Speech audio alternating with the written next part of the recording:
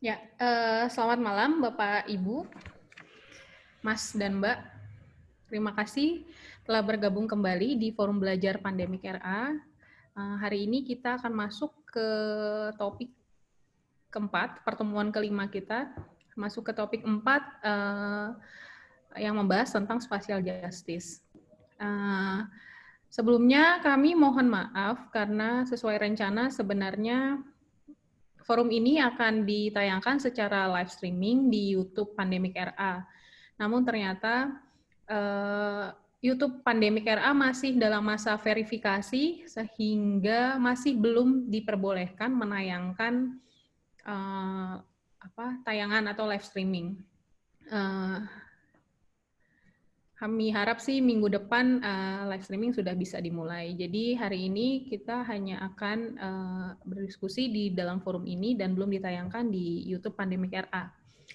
Hari ini kita tadi seperti yang saya sampaikan sebelumnya, hari ini topiknya tentang spatial justice yang akan diampu oleh Pak Oji, Pak Nur Fauzi Rahman. Kepada Pak Oji, dipersilakan Pak. Terima kasih Rosa. Hari ini kita memiliki 3 naskah penting, yang naskah ini telah dibantu seleksinya oleh Ibu Herlili, dan pada kesempatan sekarang ini saya minta bantuan Ibu Herlili untuk menunjukkan betapa pentingnya naskah yang diseleksi ini, mulai dari yang dibuat oleh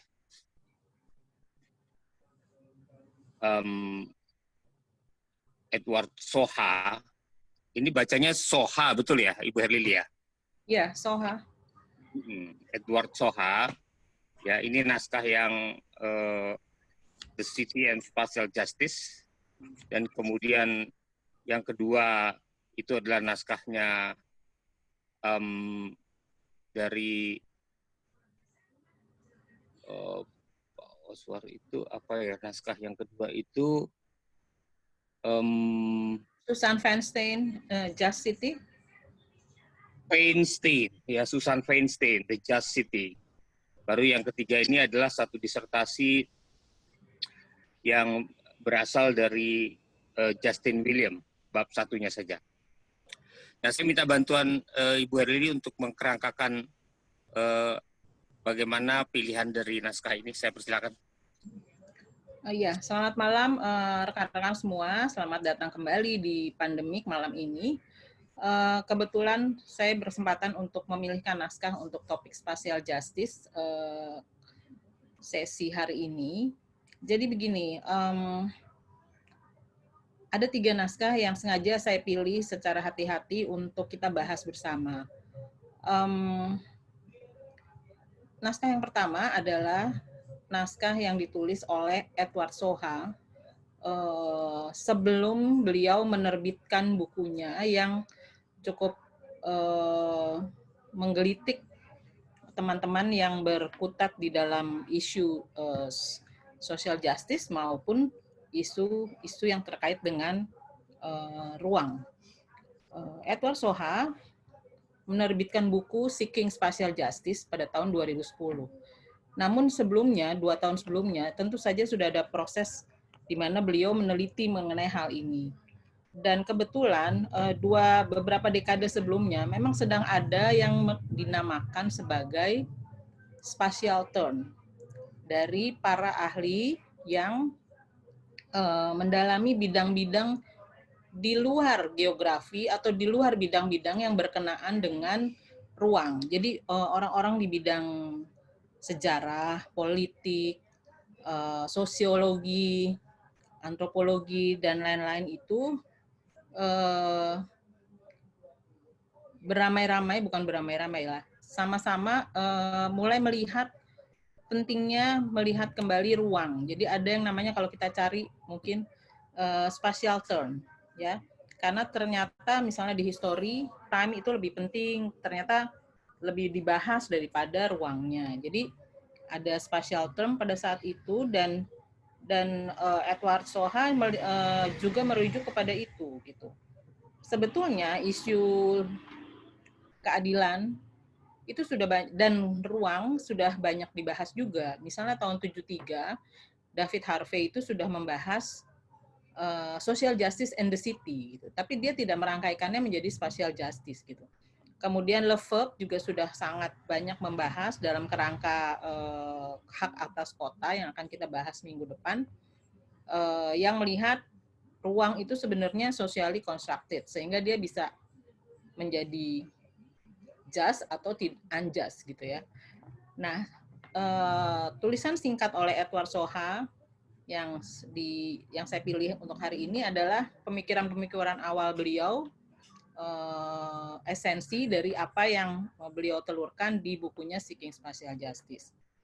Dan itu skalanya mungkin agak lebih luas gitu ya. Nah, kemudian naskah yang kedua adalah naskah jurnal dari Susan Feinstein. Susan Feinstein lalu kemudian membawanya itu spesifik kepada isu kota, Just City. Jadi dia kemudian juga sama melihat itu sebagai sesuatu yang penting di dalam konteks urban study. Jadi bahwa argumen Lefebvre yang mendefinisikan ruang sebagai konstruksi sosial sebagai bagian dari right to the city menjadi sangat berpengaruh gitu. Dan dari situ dia mencoba menggabungkan konsep justice dengan tiga pendekatan di urban justice seperti communicative rationality, mengenal diversity, dan spatial justice atau just city. Nah,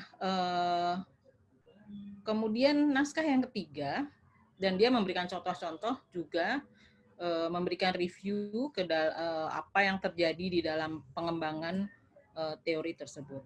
Nah, yang teori bacaan yang ketiga menjadi sangat menarik karena ini juga sangat baru, 2018 baru selesai disertasinya,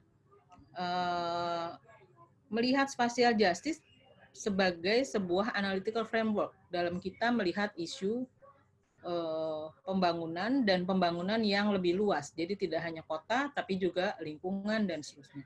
Saya kira itu saja pengantar dari saya, Pak Oji. Pak Oji. Bu Lili, terima kasih banyak ya. Jadi teman-teman sekalian, kita punya 4 pembuat anotasi ya.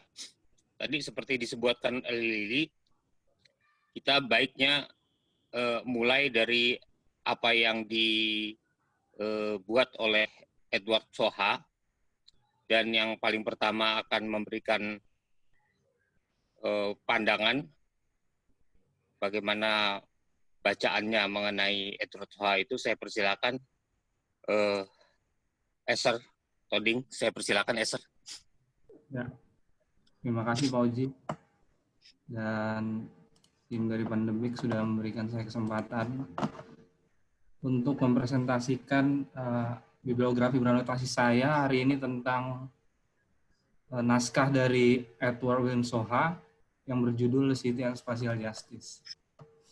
Nah, jadi di naskah ini yang saya baca, seperti yang telah disebutkan oleh Bu Lili tadi, Soha ini menekankan kepada pembacanya bahwa kata spasial ini penting untuk dipakai bagi pengamat ruang gitu. Karena menurut dia spasial ini memiliki makna yang lebih spesifik dalam hubungannya dengan aktivitas-aktivitas yang terjadi dalam suatu lingkup ruang geografis. Menurut dia melihat ruang sebagai sebuah tempat atau sekadar batas-batas geografis menjadi tidak relevan lagi dengan upayanya untuk memahami ruang sebagai proses dan hasil dari kasualitas urban. Nah, oleh karena itu Edward W. Soha ini memakai istilah spatial thinking sebagai cara berpikir dalam memahami fenomena ruang yang terjadi. Dalam kaitannya dengan keadaan ruang, berpikir spasial dapat membuka pandangan atau pengetahuan baru bagi kita sebagai bahan untuk bertindak atau merespon dari fenomena-fenomena ruang yang terjadi untuk mencapai keadilan atau demokrasi yang lebih layak. Nah, perlu ditekankan di sini bahwa keadilan ruang spasial bukanlah istilah pengganti untuk keadilan sosial, ekonomi, dan lain-lain, tetapi lebih kepada cara pandang kita dari cara pandang keadilan dari sudut pandang spasial yang kritis. Nah, dengan memahami keadaan ruang dengan cara pandang kritis spasial, kita menurut Soha kita dapat lebih bisa mengidentifikasi praktek ketidakadilan yang terjadi. Nah, kalau di naskah ini dia menyebutkan adanya seperti diskriminasi lokasi atau locational discrimination, itu yang bisa terjadi pada kelompok-kelompok tertentu karena letak geografisnya. Nah, hal ini biasanya didorong juga oleh diskriminasi kelas, ras, dan gender. Dan menurut Soha, hal seperti ini tidak bisa disederhanakan atau dilihat dampak buruknya cuma sebatas segregasi saja. Faktor lain seperti pentingnya memahami peran organisasi politik pada suatu ruang spasial karena dapat menjadi faktor yang paling kuat yang dapat menghasilkan praktek-praktek ketidakadilan. Dan di sini saya ingin menambahkan pemikiran dari Lefebvre untuk menambahkan gitu atas pemikiran si Soha. Saya mengutip perkataan dari Lefebvre tentang faktor-faktor yang menghasilkan ruang sosial, yaitu salah satunya adalah praktek spasial. Menurut dia, praktek spasial ini mengacu pada produksi dan reproduksi hubungan spasial antar objek dan produk. Hal inilah yang turut menjamin berlangsungnya kontinuitas produksi ruang sosial dan kohesivitasnya. Dalam pengertian ini, ruang sosial meliputi pula keterlibatan setiap anggota masyarakat yang memiliki hubungan atau keterkaitan tertentu terhadap kepemilikan atas ruang tersebut. Dengan demikian, kohesi sosial atau ruang yang ditentukan oleh kohesi sosial atas ruang ditentukan oleh derajat kompetensi dan tingkat kinerja atas pemakaian ruang fisik atau material. Praktek spasial semacam inilah yang dipahami sebagai ruang yang hidup atau life space menurut dia.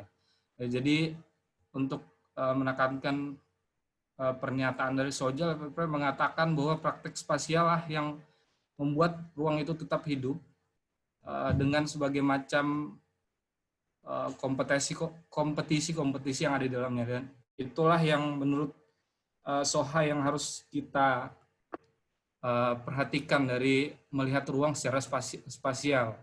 Kalau di naskah ini si Soha memberikan contoh bagaimana pemikiran cara pandang spasial ini dapat membantu pergerakan sosial untuk bisa menyuarakan pendapat mereka. Sebagai contohnya yang terjadi di Los Angeles, bagaimana sebuah pergerakan sosial bernama Bus Riders Union, yaitu perkumpulan warga imigran dengan status ekonomi rendah, sukses mengajukan tuntutannya kepada Metropolitan Transit Authority untuk mengeluarkan kebijakan-kebijakan yang lebih adil. Jadi, kalau misalnya saya bisa mengutip kata Lefebvre lagi, dia bilang kalau misalnya keadaan ruang yang ideal itu tidak akan pernah bisa tercapai karena ruang itu sendiri secara spasial dalam masyarakat kapitalis modern ini adalah arena pertempuran yang tak akan pernah ada habisnya gitu. Dan kalau dihubungkan dengan naskah ini, menurut Soha dengan cara kita melihat ruang itu sebagai ruang spasial, kita bisa memahami keadaan-keadaan relasi antara sosial dan spasial ruang sebagai aktivitas produk reproduksi pengetahuan mengenai ruang tersebut. Nah, cara ini akan lebih efektif digunakan untuk menjadikan fokus reproduksi pengetahuan keadilan ruang sebagai alat untuk melawan proses-proses hegemoni pengetahuan kapitalistik yang terus berlangsung. Mungkin itu yang bisa saya sampaikan terkait dengan naskah Edward William Soja. Terima kasih.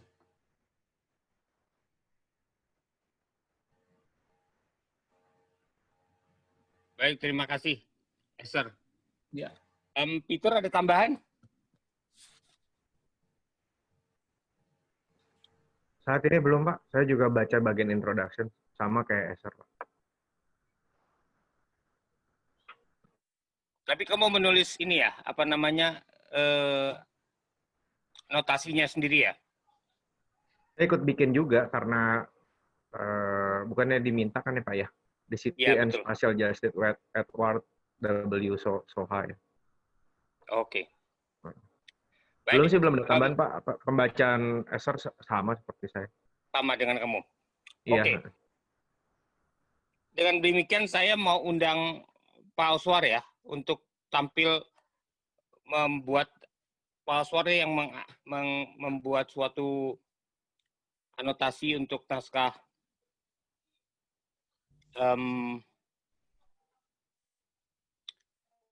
Feinstein ya. Pak Oswar udah bergabung sama kita? Sudah Pak, sudah. Oh, ini dia sharing ya. Ya, saya Screen. sharing aja. Ya. Mangga, silakan Pak Oswar. Ya. Ini bukan bermaksud bergenit-genit bikin bahan presentasi, tapi tadi iseng baca ulang nggak ngerti-ngerti, jadi saya bikin aja. Iya, ini Bapak, memang Ibu. kental banget Pak. Ya? Iya, kental banget dia. Iya, agak pening juga bacanya. Bapak Ibu yang saya hormati, terima kasih malam ini. Assalamualaikum warahmatullahi wabarakatuh. Selamat malam, salam sejahtera. Assalamualaikum. Kedengaran Pak suaranya ya?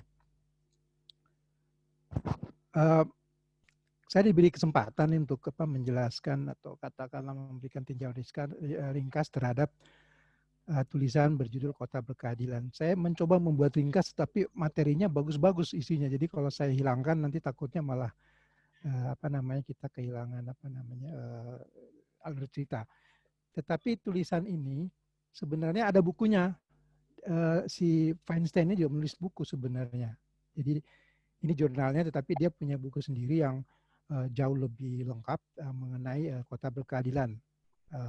Nanti bisa kita bagilah.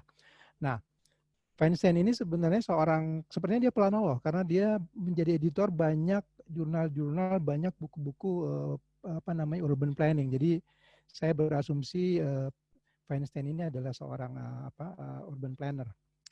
Nah, di dalam jurnalnya sebenarnya Susan Feinstein ini bisa dikatakan menjelaskan ada 3 hal utama sebenarnya. Yang pertama, dia menjelaskan mengenai sejarah pemikiran, perkembangan pemikiran mengenai kota berkeadilan.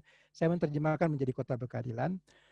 Kemudian beliau juga menjelaskan mengenai 3 hal yang penting, pendekatan penting di dalam konteks kota berkeadilan, yaitu demokrasi, keragaman, dan keadilan itu sendiri atau kesetaraan. Nah, saya mulai saja dengan perkembangan pemikiran. Jadi sebenarnya yang paling mendasari isu kota berkeadilan ini adalah, saya nggak tahu bacanya apa, Lefebvre ya, yang mengatakan seperti dikatakan Bu Lili tadi, ruang itu terbentuk dari yang disebut dengan hubungan sosial. Jadi lebih kepada hubungan sosial daripada karakteristik fisik yang selama ini kita kenal ataupun demografi. Sehingga karena dibentuk oleh hubungan sosial, maka semua kelompok harus memiliki hak atas kota. Jadi semua orang harus punya hak di dalam konteks pembangunan kota ini. Ini kira-kira ide besar daripada Lefebvre. Kemudian ternyata pemikiran ini sangat berpengaruh besar. Kemudian terjadi perubahan fokus teori pembangunan perkotaan dari daya saing atau kapitalisme atau neoliberalisme menjadi keadilan. Jadi fokus itu agak berubah menjadi fokus keadilan atau sosialis. Pengikutnya banyak ini. Kita bahkan ada yang ada di komite risetnya ada, dan ada jurnal yang mereka buat. Namanya International Journal of Urban and Regional Research. Yang kemudian pengikutnya itu pun, kalau bisa disebut pengikut, kemudian menerbitkan buku, ada 2 buku yang yang terkenal. Yang pertama di dalam bahasa Perancis, tapi artinya pasti pertanyaan tentang perkotaan, istilah artinya mungkin. Kemudian bukunya Harvey ini juga terkenal mengenai keadilan sosial dan kota. Yang menarik lagi kemudian orang-orang neo-Marxis atau Marxis yang belakangan ini setelah Marxnya sendiri sudah meninggal, itu berusaha memasukkan elemen ruang ke dalam teori Marxis karena dikatakan tadi salah satunya ternyata ruang itu berpengaruh terhadap ketidakadilan di kota. Itu kira-kira nanti ada di penjelasan di belakang. Jadi sehingga kemudian orang-orang Marxis ini berusaha memasukkan elemen ruang ke dalam teorinya. Karena ternyata terbukti ruang itu berpengaruh besar terhadap terjadinya ketidakadilan di kota. Mohon berikutnya. Nah, tadi ada dua kan, Castle sama Harvey. Castle ini pandangannya dia lebih menyoroti masalah distribusi oleh negara. Dan kemudian dia mengatakan perubahan-perubahan di kota itu digerakkan oleh yang namanya gerakan sosial. Jadi menurut beliau, gerakan sosial itu lebih penting dari partai politik ataupun kelas sebagai kekuatan utama untuk perubahan di kota. Nah, ini menarik nih. Jadi dia mengatakan gerakan sosial lebih penting dari partai politik maupun kelas.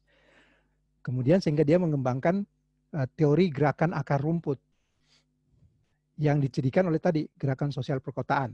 Jadi sebagai perjuangan partisipasi masyarakat di dalam pengambilan keputusan di sebuah kota. Nah, itu kira-kira pandangannya Castle yang penting.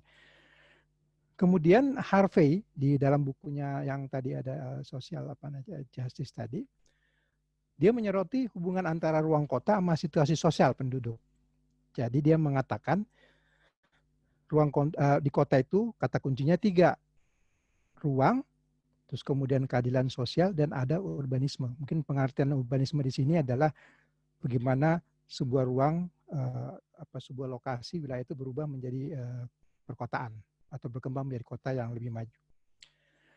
Kemudian yang kedua, karena Harvey ini orang real estate, dia bergerak di bidang pengembangan perumahan, dia banyak menyoroti juga bagaimana kemudian pengalihan perpindahan investasi maupun pekerja lintas batas itu mempengaruhi terjadinya kemiskinan di kota. Nah, jadi dia juga melihat hal seperti itu.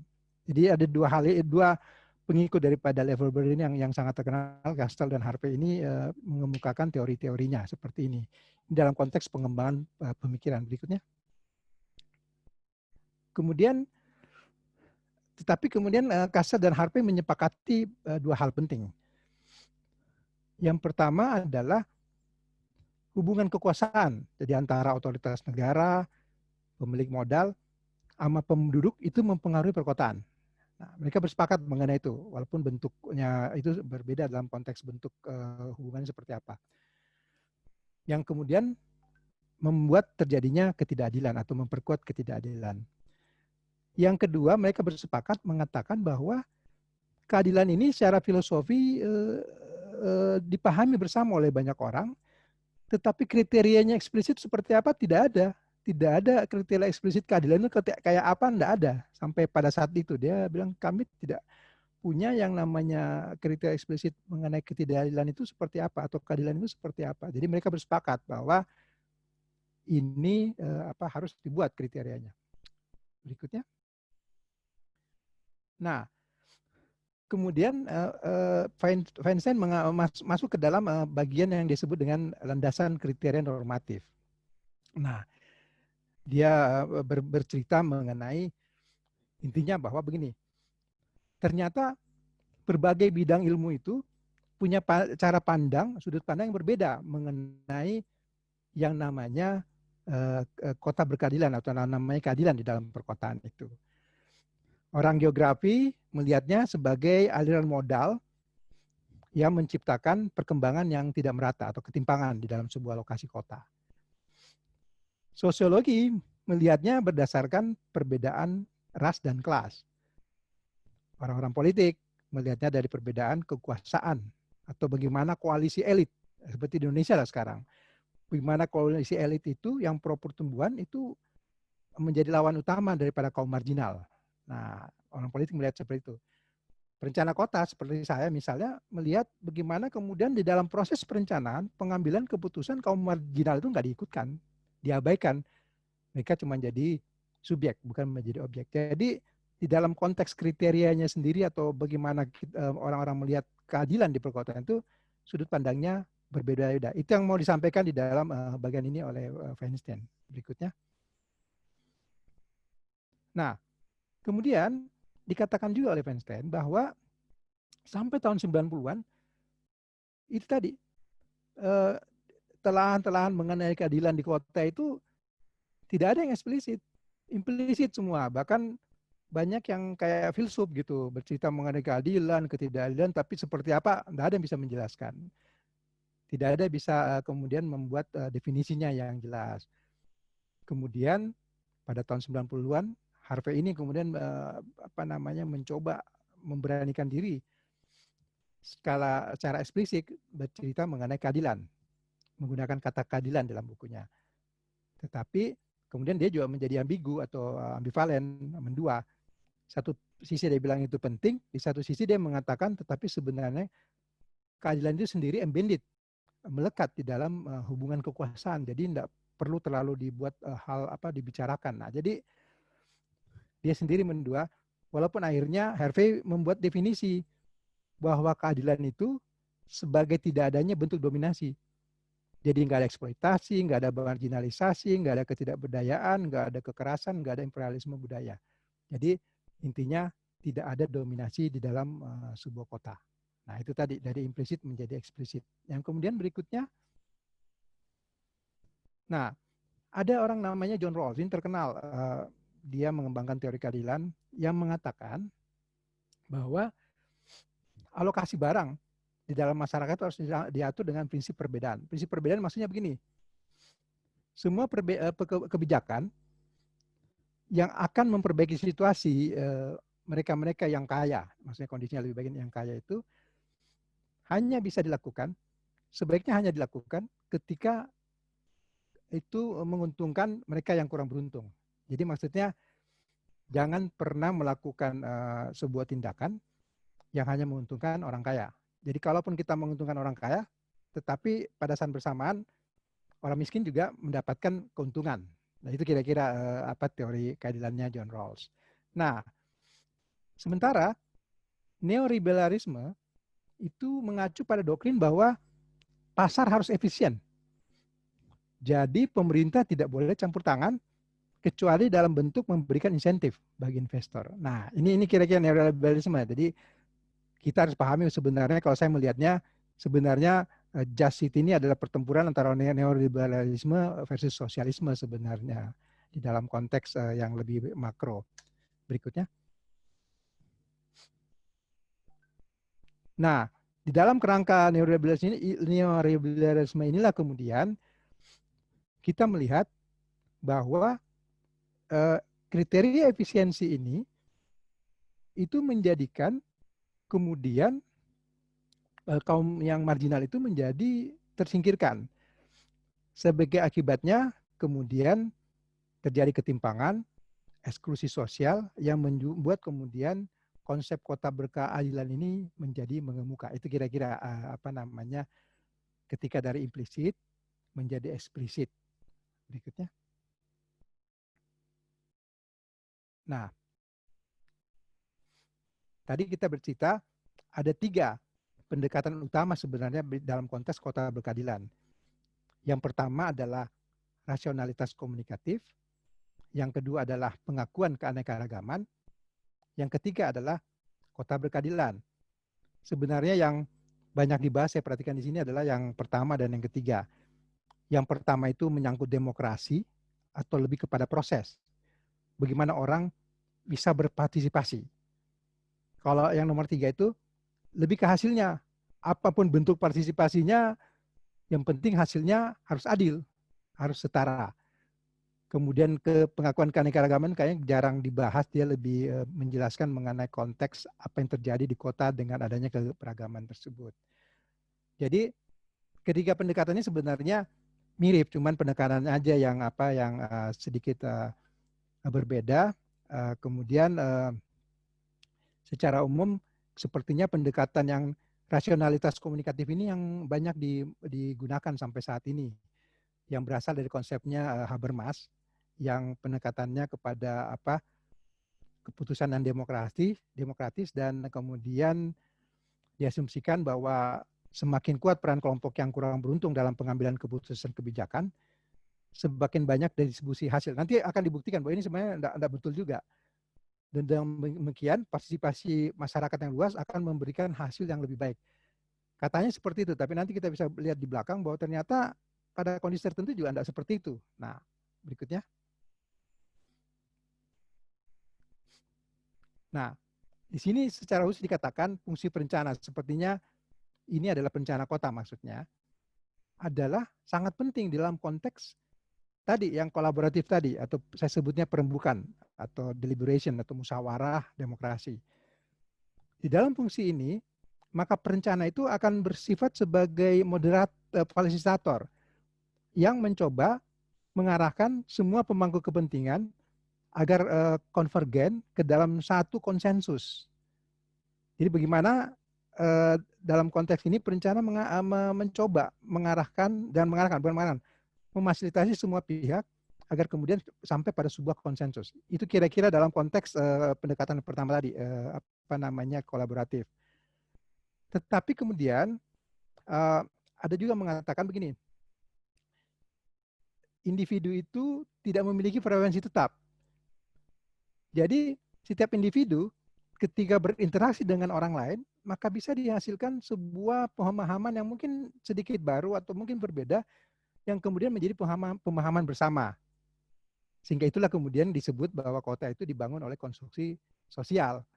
Karena antara interaksi ini kemudian terbentuk sebuah pemahaman bersama yang kita sebut dengan konsensus. Ini kira-kira ide besarnya daripada perembukan atau deliberation atau musyawarah ini. Berikutnya. Cuman ada kelemahannya. Yang pertama,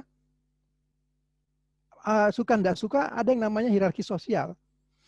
Ada yang namanya elit, ada yang namanya orang biasa, ada kekuasaan politik, dan itu sangat berpengaruh di dalam konteks musyawarah.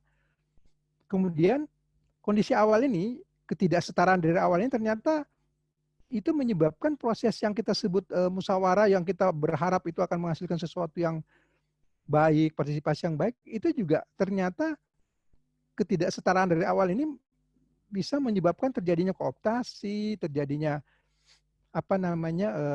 hasil-hasil yang tidak kita bisa yang tidak kita harapkan.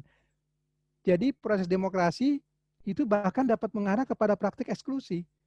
Karena kemudian tadi ada hierarki sosial, ada kekuasaan politik yang membayangi proses tersebut. Jadi bahkan yang namanya perwakilan orang miskin yang berpartisipasi mungkin hadir, tetapi mereka mungkin dikooptasi ataupun dimanipulasi. Di Indonesia banyaklah terjadi ya. Datang suruh ngabsen, duduk, tapi kemudian tidak bisa bicara karena waktunya terbatas, dan kemudian absensinya itu menjadi bukti bahwa mereka hadir. Ini kira-kira gambaran yang terjadi. Berikutnya. Nah, sehingga kemudian perencana ini diharapkan bisa mencoba mengatasi hal ini dengan cara melakukan fasilitasi yang baik, dan tentunya dia butuh dukungan dari dua pihak. Yang pertama politisi progresif, artinya politisi yang tidak terkungkung oleh cara pandang yang konservatif atau lama. Kemudian gerakan akar rumput, di mana kemudian gerakan ini menjadi pressure, tekanan kepada proses agar tetap objektif. Itu kira-kira ini yang dimaksud. Kemudian ada pendekatan yang ditawarkan oleh Mark Purcell. Dia mengatakan model gerakan sosial. Jadi dia bilang, kalau tidak bisa secara baik-baik musyawarah, ya kita coba aja caranya berkumpul. Mungkin maksudnya demonstrasi. Dengan cara itu kadang-kadang kepentingan kita bisa dipenuhi. Nah, itu kira-kira yang dimaksud dengan model gerakan sosial ini oleh Mark Purcell. Berikutnya, mohon. Bagian berikutnya. Nah, kebetulan kita masuk kepada pendekatan yang kedua, keberagaman. Yang ini tahun 90 mengatakan bahwa pembedaan kelompok itu sesuatu yang tidak terelakkan. Bahkan diinginkan dari proses sosial modern. Yang penting kemudian kita bisa saling mempromosikan, menghormati perbedaan kelompok tanpa pemaksaan. Nah, itu yang dikatakan oleh Yang. Jadi keberagaman ini ya udah sunatullah, udah harus terjadi, tidak mungkin tidak.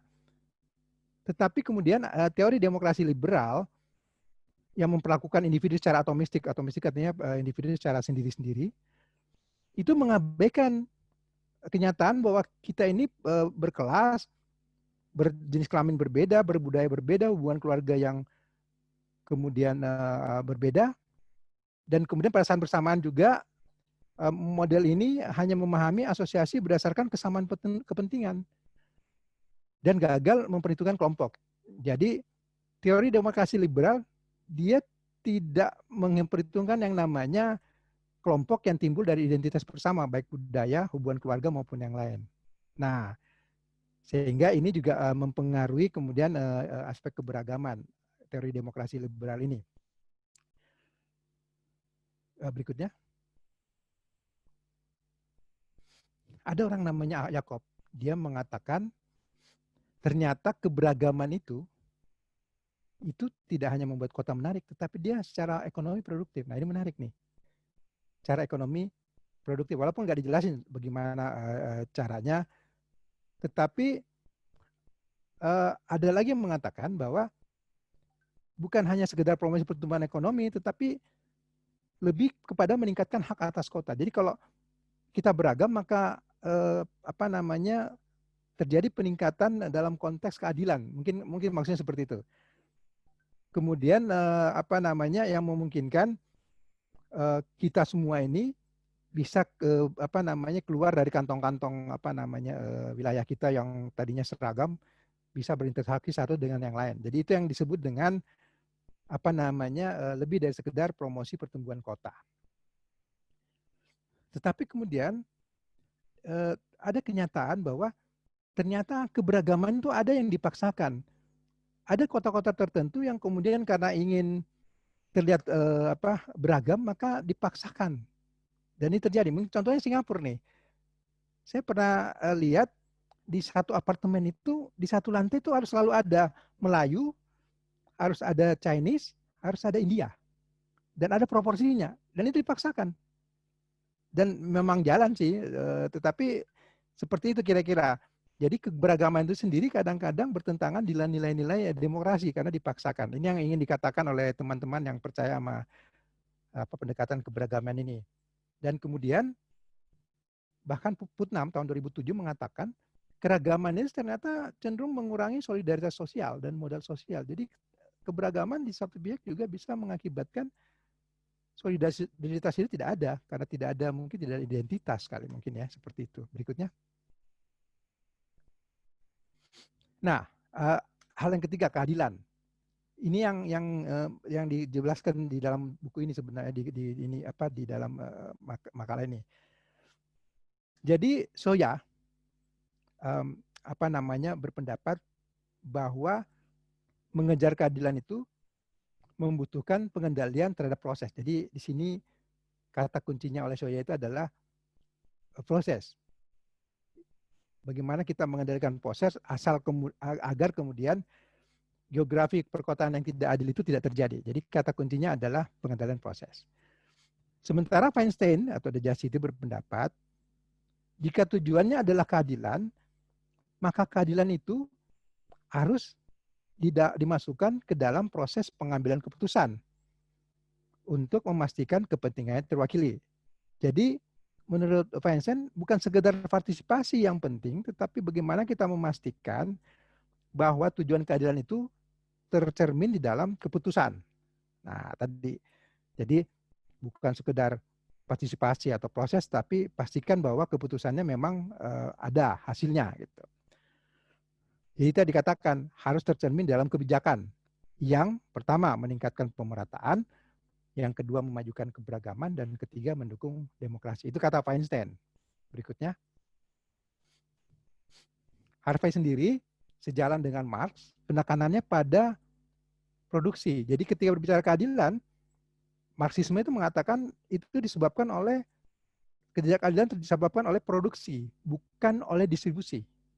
Nah, jadi buat Harvey, restrukturisasi hubungan produksi dan proses pembangunan ruang, nah ini pembangunan ruang di sini, itu lebih bagus dilakukan daripada memperbesar peran negara ketika berbicara mengenai konsep keadilan. Itu kira-kira yang dimaksud dengan Harvey. Berikutnya. Nah, ternyata 3 nilai tadi, demokrasi, keberagaman, dan keadilan itu sendiri terjadi ketegangan di antara mereka. Tidak selamanya berjalan seiring, tetapi ada ketegangan di antara mereka. Jadi itu kira-kira yang ingin disampaikan. Nah, bentuknya itu dijelaskan panjang sebenarnya di dalam, tetapi intinya yang ingin dikatakan bahwa ini semua, ketegangan ini semua itu tidak ada solusinya, tetapi kontekstual.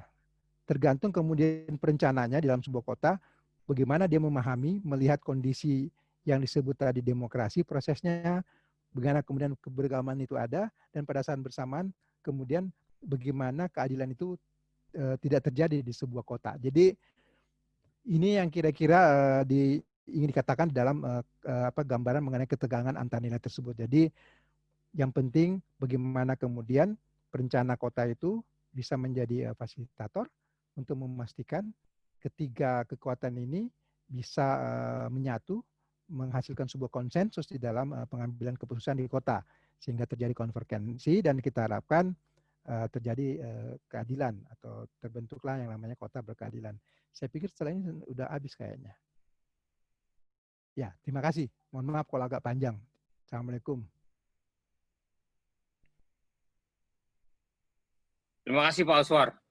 Saya merasa ini bagus dikunyahnya, walaupun kental, tapi bisa dikunyah dengan memang mau tidak mau karena dia sifatnya anotasi ya, tadinya mau diringkas pasti akan mengalami kesulitan dengan jenis naskah seperti ini. Ya Pak, ini sudah bacaan kelima kali Pak. Dari 11 ya, halaman. Saya mengistilahkan turun. Itu memamah biak Pak. Iya, dari 11 halaman turun di 8, 5, baru akhirnya ini hasilnya. Waduh, mantap. Rika sudah siap? Oke, jadi seperti dibaca dari naskahnya Pak Oswar ya, itu ada beberapa percakapan yang tadi juga disampaikan sebelumnya oleh Esther itu. Jadi umpamanya naskahnya Edward Soha, naskahnya Einstein. Ya, Einstein. Sudah dibicarakan, Harvey dibicarakan sebelumnya. Nah, kita sekarang mau melihat bagaimana dia disatukan di dalam satu analytical framework atau kerangka untuk memberikan analisa terhadap masalah yang dihadapi. Coba kita baca naskahnya ini. Dari Rika, persilakan. Oke, terima kasih semuanya. Selamat malam di sana. Saya memilih, saya akan membacakan Spatial Justice as Analytical Framework. Itu sebuah disertasi yang belum dipublikasikan oleh William Justin dari Michigan University di jurusan politik. Oke, sebelumnya saya mungkin banyak elemen di sini yang sudah disebutkan oleh Pak Oswar dan juga Esther sebelumnya, terutama tentang definisi spatial justice, terus para teoris pendukungnya atau para teoris yang menjadi fondasi Lefebvre, juga Feinstein, dan sebagian itu tadi sudah banyak dipaparkan oleh Pak Oswar. Jadi disertasi ini bertujuan untuk menyertakan spatial justice dalam analisa politik. Harapannya ialah dia akan memperbarui pemahaman terhadap ketidakadilan. Spatial justice secara literal atau translate-nya adalah suatu kerangka analisa yang melihat ruang sebagai sebuah organisasi. Di sini saya sedikit berimprovisasi, jadi ruang itu bukan dipahami hanya sebagai satu bidang, tapi dia bisa diibaratkan sebagai tubuh manusia yang hidup karena kerjasama dan ketergantungan antara organ untuk mengolah materi yang masuk ke dalamnya. Jadi, dalam spatial justice, itu ruang dilihat sebagai suatu organisasi yang tersusun oleh satu rangkaian materi dan ideologi yang dimiliki oleh para aktor yang kemudian mempengaruhi hubungan antar mempengaruhi hubungan antara manusia. Tadi Esther sudah menjelaskan bagaimana ruang ini dianggap sebagai sebuah sesuatu yang hidup. Gitu. Jadi di sini masuk ke dalam aktor karena karena William menyebutkan ada hubungannya dengan aktor network teori. Jadi aktor yang terlibat dalam ruang itu bukan hanya manusia, tapi juga non-human atau non-manusia, misalnya angin, air, dan lokasi. Jadi perencanaan ruang harus melihat dua aktor ini, human dan non-human. Nah, saya mau bilang kita ini di pandemi yang berperan lebih banyak virus atau non-human, jadi substansial kehadiran aktor non-human ini. Nah, berikutnya, karena tujuannya adalah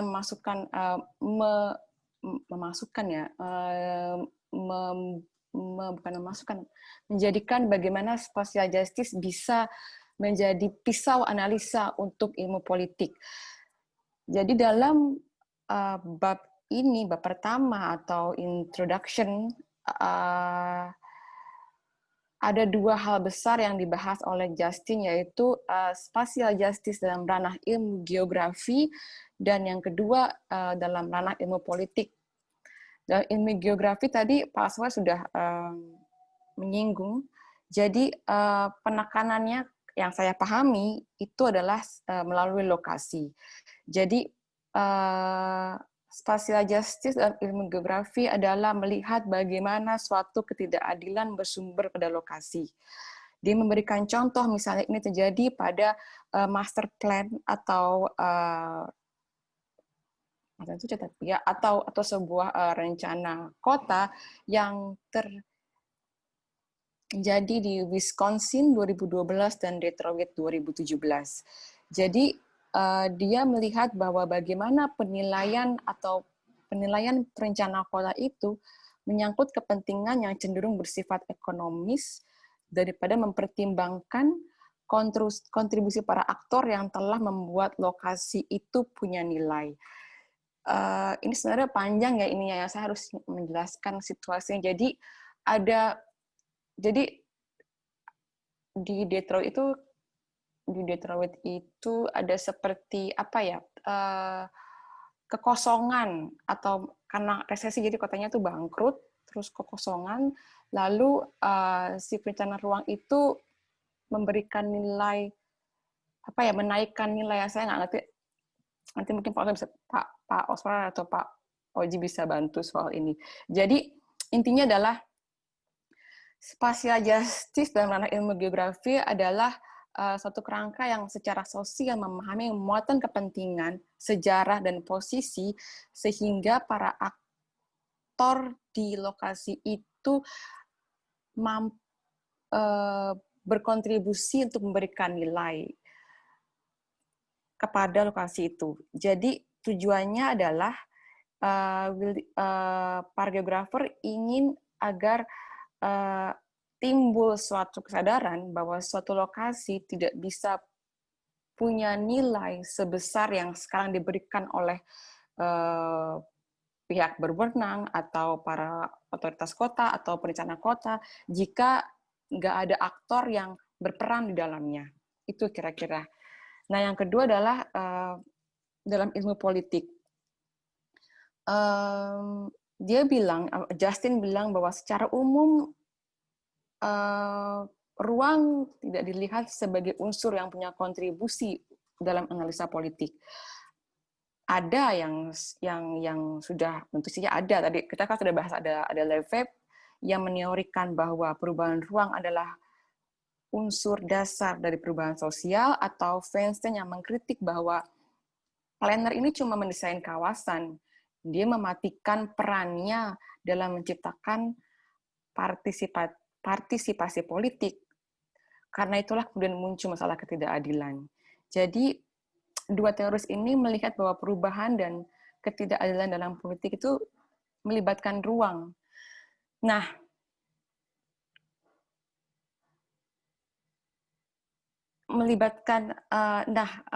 pemahaman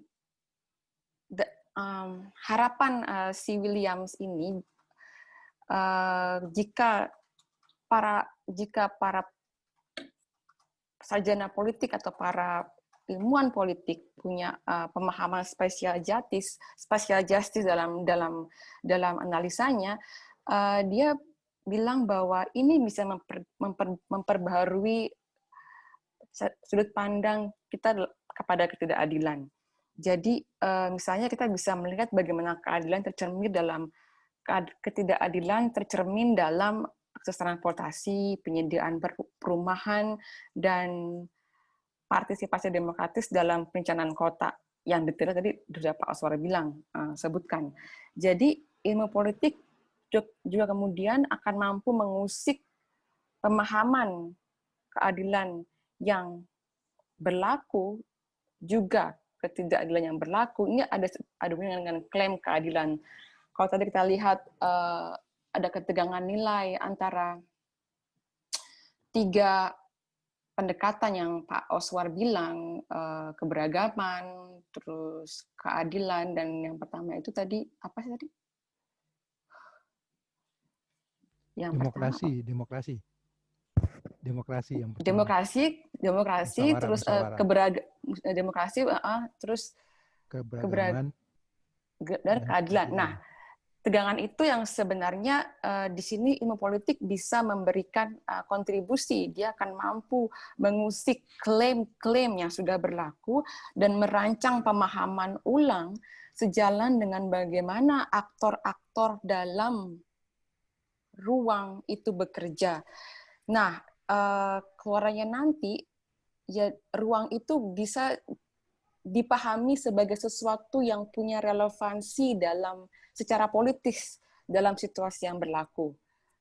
Ini sebenarnya kayak jargon sih, tapi saya tidak mampu untuk menguraikannya dengan lebih bermakna. Terima kasih. Itu aja Pak Ozi.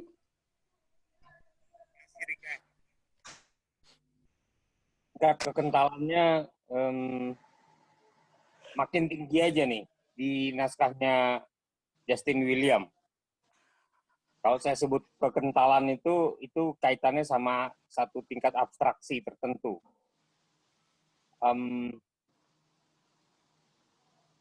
Ini kita harus berterima kasih sama Herlili yang memilihkan naskah-naskah ini, karena dengan 3 naskah ini kita memiliki kesempatan untuk membicarakan secara abstrak dalam kaitan satu sama lain konsep-konsep yang mengitari sesuatu yang sangat penting secara kenyataan, yakni keadilan ruang itu. Nah, saya sendiri merasa bahwa kita sudah terbiasa dengan istilah keadilan sosial, tetapi keadilan ruang ini bukan sesuatu yang biasa dipakai di percakapan sehari-hari, tetapi dia hidup sehari-hari. Jadi kalau geografi itu pasti urusannya sama ruang. Kalau sejarah pasti hubungannya sama waktu. Dan kalau dua-duanya disatukan itu menjadi sesuatu yang sangat menarik ya. Sejarah geografi atau geografi sejarah itu membicarakan bagaimana perubahan ruang dari waktu ke waktu. Atau perubahan waktu mengenai ruang. Nah, ini menarik sekali kalau kita melihat problem-problem yang dialami secara praktis gitu. Dan ini sifatnya ilustratif tentu. Unit pembicaraan kita bukan pada kasus-kasus ini pada kesempatan sekarang, tetapi pada konsep-konsep yang saling berhubungan satu sama lain. Tetapi untuk bisa dimengerti dan kita sendiri memberi makna, saya sendiri ketika dibicarakan semenjak Esser pertama, kemudian Pak Oswar, Peter juga tambahan sedikit ya, dan Rika, itu selalu saya merujuk pada praktek-praktek yang praktis di konkret ya, spesifik di berbagai macam kasus-kasus. Sehingga ini menolong saya, wah kalau yang disebut planner itu terpaku pada satu perancangan lingkungan ketimbang penciptaan kesempatan yang sungguh-sungguh untuk partisipasi politik, maka yang saya pikir kemarin ini mengenai pembangunan akuarium. Nah, jadi saya taruh di situ. juga ketika dikatakan bahwa ini urusannya keadilan spasial itu urusannya hubungan human sama non-human. Maka saya tuh memikirkan mengenai kampung Tongko, Lodan, dan Kerapu, itu yang urusannya dengan air sebagai aktor. Atau Muara Angke sekarang, yang sedang dibicarakan secara tajam oleh beberapa kelompok di sana karena takut atau khawatir atau sedang berjuang supaya ada klaim terhadap keberadaan mereka tetap harus diperhitungkan dalam perencanaan rancang kota. Nah, jadi dengan membuat contoh-contoh praktis itu saya bisa mengerti percakapan-percakapan yang sifatnya abstrak dan general ini. Nah, saya ingin terlebih dahulu memanggil Herlidi karena beliau yang menyusun berbagai macam bahan bacaan ini. Mungkin beliau punya satu cara pandang tersendiri dari anotasi yang dibikin mulai dari Esther sampai Rika. Halo Bu Lili. Kaget saya dipanggil. Saya mau manggil kamu karena kesannya bagaimana terhadap ketiga atau ditambah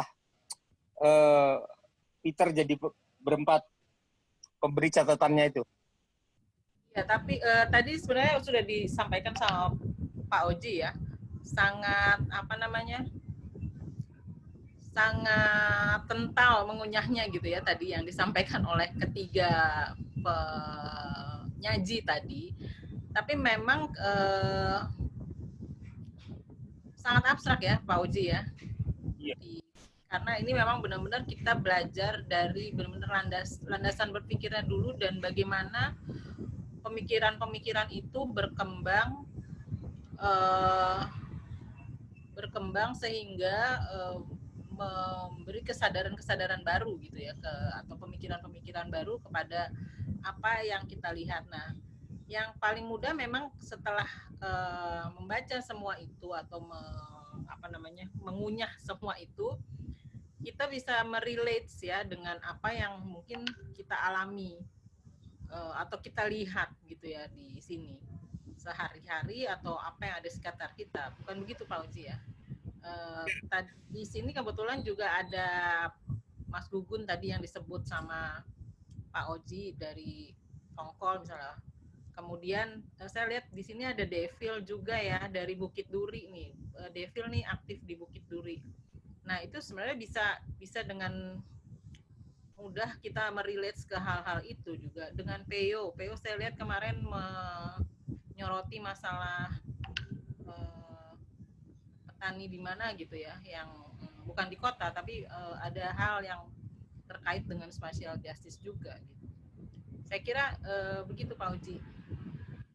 Ya, jadi memang saya mau mengundang percakapan yang sifatnya abstrak konseptual ini menjadi pemberi terang, penerang ya bagi kenyataan-kenyataan konkret yang spesifik yang dialami oleh banyak orang-orang di Jakarta ini. Saya ingin buka dulu kesempatan apakah ada pernyataan tanggapan atau pertanyaan dari berbagai macam hadirin yang lain. Saya coba urun rembuk sedikit Pak Uji. Siapa ini? Silakan. Berikan tahu namanya. Peo Pak. Peo, silakan Peo. Ya, saya coba urun rembuk sedikit dari pembacaan spatial justice tadi mengenai ruang dan perebutan ruang.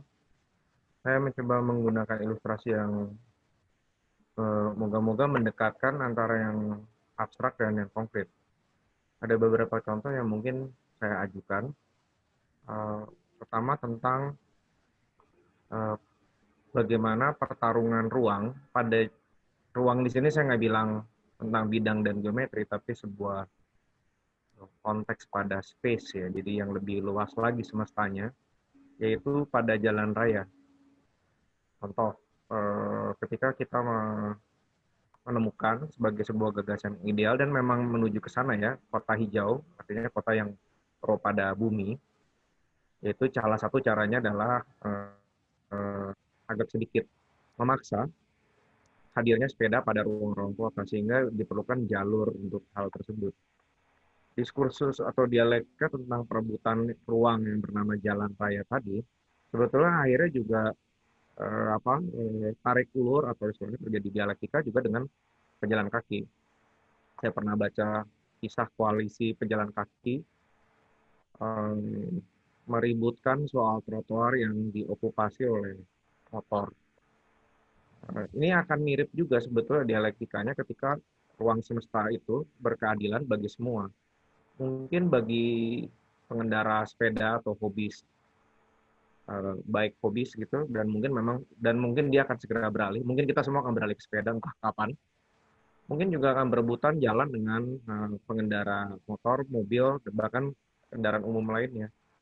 Berkaca pada teori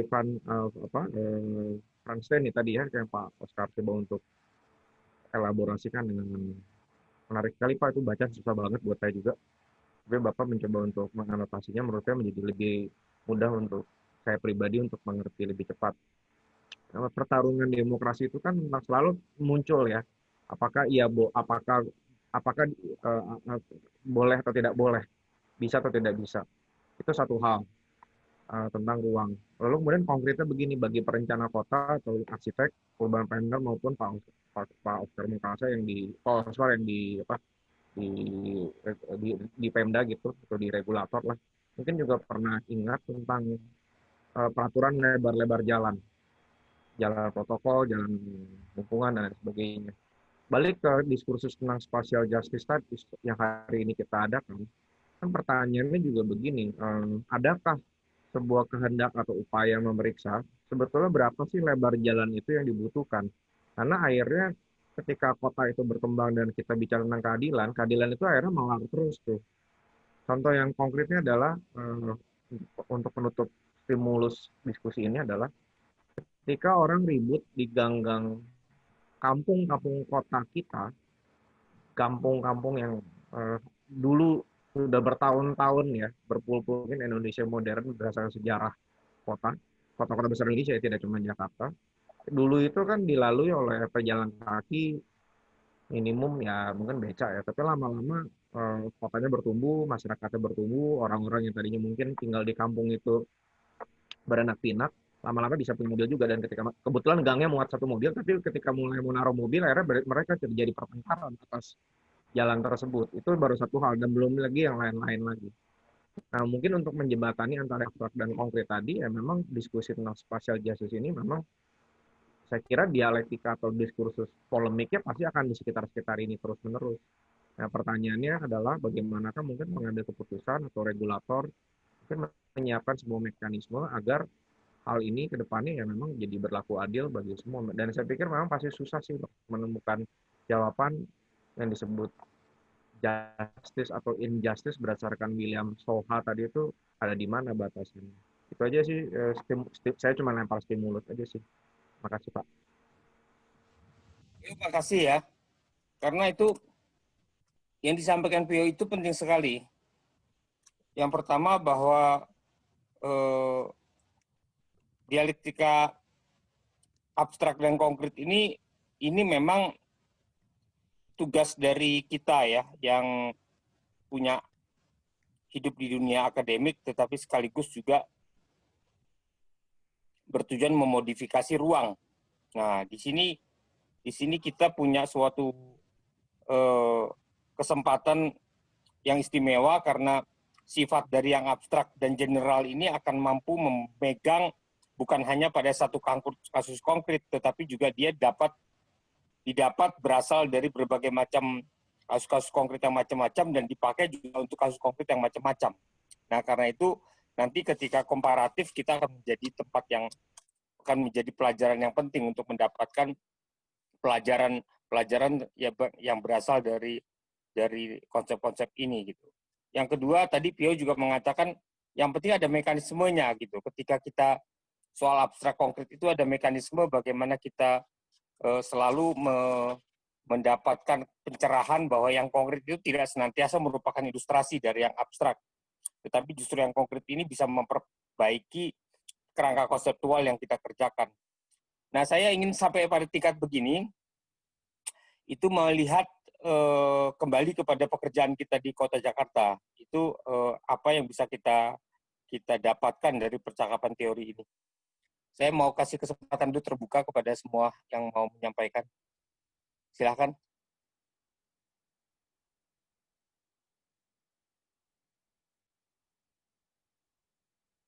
Tadi saya terangsang sekali sama satu konsep, apa betul ini begini ya, sinyalemen bahwa planner itu seringkali terpaku dengan merancang lingkungan ketimbang dia sebenarnya menciptakan suatu kesempatan partisipasi politik yang berarti bagi penduduk-penduduk yang beraneka ragam dengan mekanisme yang memadai untuk mereka akses.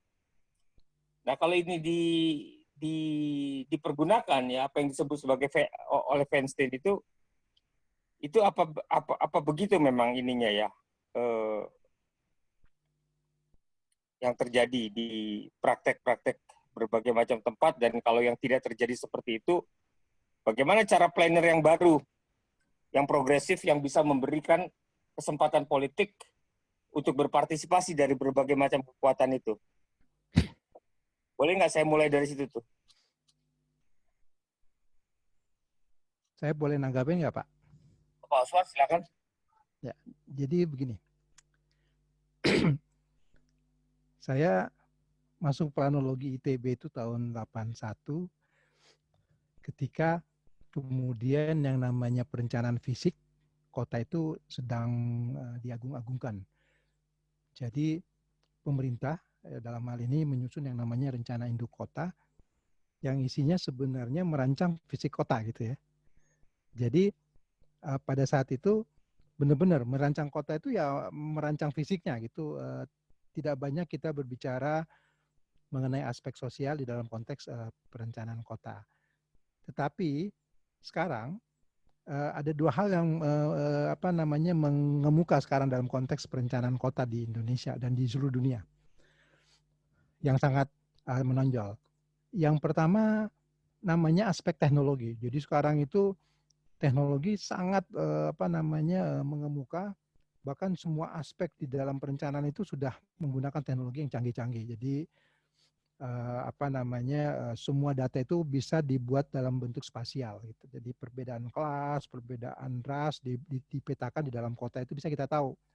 Orang Makassar di mana banyak, orang Jawa di mana tuh kelihatan di dalam konteks kota. Bisa dibuat spasial.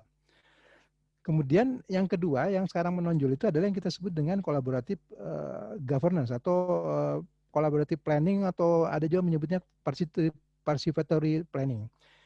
Sebenarnya sudah dimulai sejak kira-kira 5-6 tahun yang lalu, ketika kemudian Undang-Undang Tata Ruang itu sudah memasukkan aspek partisipasi di dalam pasal-pasalnya. Bahkan ada PP mengenai partisipasi masyarakat dalam penataan ruang. Jadi sekarang dengan dulu itu sudah sangat berbeda. Jadi apa yang disampaikan oleh Feinstein ataupun di dalam konteks pendekatan yang deliberation tadi, itu sudah kita banyak lakukan di Indonesia, tetapi seperti yang dikatakan juga dalam tadi artikel, bahwa membuka peluang berpartisipasi tidak langsung berarti hasilnya persis seperti yang kita harapkan. Karena di dalam proses partisipasi tersebut, yang namanya elit-elit itu juga tetap mendominasi. Jadi kalau ada pertemuan-pertemuan warga kan kita lihat juga, yang datang kan yang elit-elit juga. Yang kadang-kadang elit-elitnya sendiri itu sudah dikooptasi oleh oleh penguasa kan gitu ya. Nah, jadi secara prinsip perencanaan kota Indonesia sudah bisa dibilang mengakomodasi atau mengadopsi pendekatan yang sifatnya kolaborasi, di mana tiga pihak, swasta, pemerintah, dan masyarakat berkolaborasi. Tapi dalam kenyataannya yang namanya kooptasi, yang namanya dominasi itu masih terjadi. Sehingga perencanaan kota sekarang yang bagus itu adalah perencanaan kota yang punya kemampuan menjadi fasilitator, menjadi kolaborator, memastikan bahwa semua pihak terlibat dan tidak ada dominasi, dan arahnya konvergensi gitu, menuju satu konsensus. Itu kira-kira, Pak. Makasih. Baik, Pak Oswald. Teman yang lain, saya persilakan.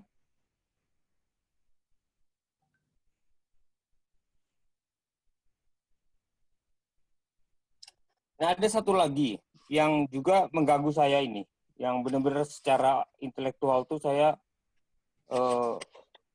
ingin dibicarakan secara khusus. Itu mengenai Pak Oswar tadi membuat suatu pencatatan tentang pendapatnya Manuel Castel itu ya, bahwa di dalam soal pengusung bagi keadilan ruang, itu gerakan sosial itu punya peran yang sangat penting. Nah, kalau tadi di percakapan pertama saya membuat suatu pertanyaan mengenai peran planner yang lebih mengutamakan fisik dan secara sosial tidak memperhatikan mengenai partisipasi publik berbagai macam aktor, dan Pak Oswar menanggapi, saya juga ingin dapat tanggapan mengenai ininya ada satu klaim keadilan gitu ya yang dibuat oleh banyak pelaku gerakan sosial yang ini menurut Manuel Castel itu memang mempengaruhi ya di dalam hubungan-hubungan ruang yang pada prakteknya memperkuat betul-betul ketidakadilan. Tadi Pak Oswar menyebut adanya pengaruh-pengaruh elitisme di dalam berbagai macam contoh pertemuan-pertemuan gitu. Nah, kalau begitu bagaimana cara membangun partisipasi antara tadi kritik terhadap planner yang hanya pada satu yang konkret, fisik, material gitu, mampu memperhatikan partisipasi berbagai macam kekuatan yang membentuk gerakan, membentuk ya kota, termasuk yang berasal dari gerakan sosial.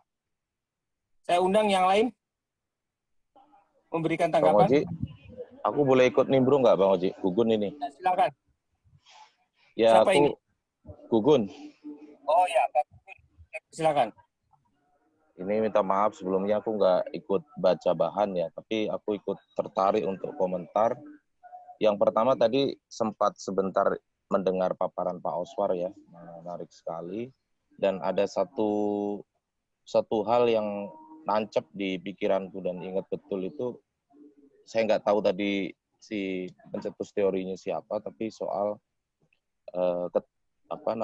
keadilan itu berkembang tidak hanya dari partisipasi saja yang dijamin, tapi juga sampai pada kebijakannya, dari keputusannya yang dilihat. Lalu kan tadi berkembang bagaimana planner merancang, lalu terakhir Pak Oswar juga memberi tanggapan terkait soal elitisme itu. Jadi itu apa yang saya lihat di lapangan itu benar terjadi gitu. Bahkan tidak hanya di level pertemuan antara pemerintah dengan warga ya.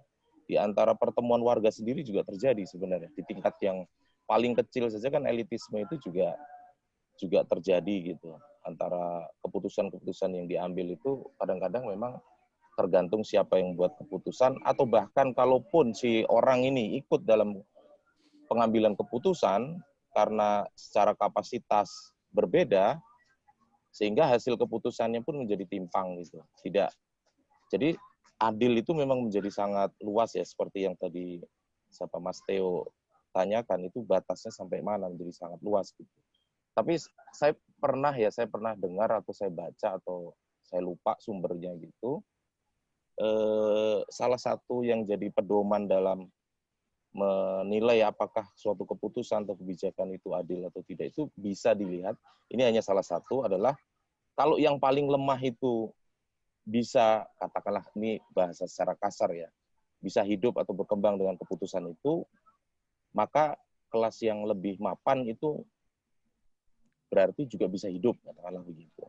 Nah, apakah dengan mempertimbangkan segmen kelas yang paling lemah ataukah yang paling miskin? Kalau kita lihat sering gambar yang umum di media sosial itu kan menggambarkan soal keadilan, equity segala macam, itu kan nonton bola itu yang anak kecil sampai orang pendek sampai orang tinggi gitu ya. Apakah dengan mempertimbangkan orang yang paling lemah itu lalu sudah bisa mendekati setidak-tidaknya definisi keadilan gitu.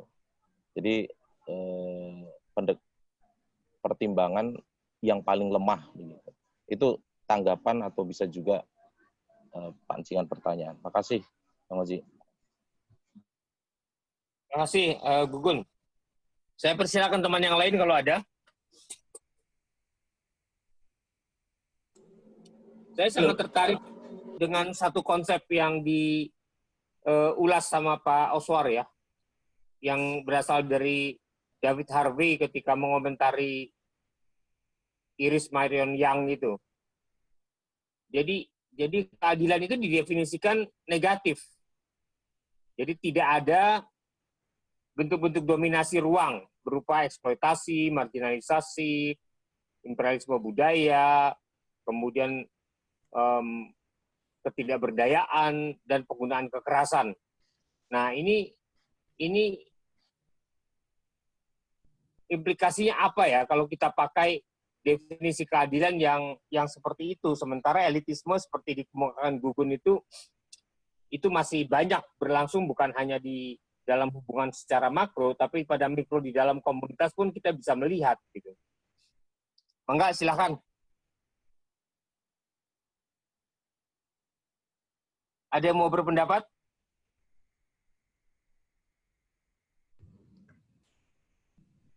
Pak Oji, saya Rosa, tapi bukan mau berpendapat Pak. Tadi ada Pak Komara yang raise hand. Sekalian Pak Komara ini baru jadi peserta. Mungkin Pak Komara bisa sekalian perkenalan dulu Pak. Sekalian kalau Bapak ada tanggapan. Ya, terima kasih Rosa. Ya Pak. Pak Komara. Oke.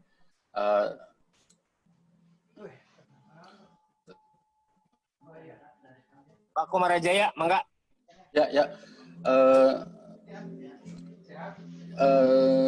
Pertama begini, saya terima kasih dulu nih diundang oleh Bu Herlili dan Rosa. Ini udah keempat ya. Bisa perkenalan dulu Pak Komara biar. Oh iya ya, makanya terima kasih dulu ke yang undang, Bu Herlili, Bu Rosa, dan satu lagi siapa? Mas Joko ya. Saya Komara Jaya. Sebetulnya saya background-nya economics ya. Kebetulan saya sharing sedikit nih. Masternya di Inggris. Jadi sangat istilah Bung Oji mengenai kental itu kiri kanan itu konservatif labor mengenai kota, mengenai isu-isu sosial itu memang sangat beruntung sekali saya. Nah, begitu saya S3 di Amerika agak steril. Karena kan di Amerika lebih positif gitu ya. Jadi nggak dapat. Tetapi begitu balik lagi saya ke ini, terutama di urban studies yang sekarang ini, saya merasakan istilahnya itu isu-isu yang Anda sedang diskusikan tadi ini, terutama dari background. Nah, apa istilahnya itu? Saya sebetulnya agak sulit mengomentari betapa dari 4 artikel tadi itu sebetulnya kita udah mendiskusikan isu sosial termasuk spatial sampai spatial justice itu sebetulnya udah 200-300 tahun kali ya perjalanannya, tapi nggak apa-apa sih. Nah, kebetulan saya pernah hadir di istilahnya di Tarumanegara mengenai pembicaraannya Ed Soha ya. Bahkan saya sempat nanya waktu itu, cuman saya lupa. Malum udah tuir. Nah, tapi begini, pertama saya salut sama teman-teman yang hadir di sini ya. Dan saya sepintas saja nih, tadi ada Gugun, ada rekan Oswar, ada Bung Oji dan lain-lain ya. Yang jelas memang mengawal isu-isu sosial, apalagi kalau udah masuk ke dalam konteks justice, ini memang nggak boleh istilahnya nggak boleh short run gitu, harus jangka panjang. Contohnya begini, tadi kan disinggung tuh oleh teman-teman, perjuangan untuk hak-hak pejalan kaki itu 30 tahunan, 40 tahunan baru sekarang. Itu pun karena apa? Karena kesadaran masyarakat akan hak-haknya hidup di kota.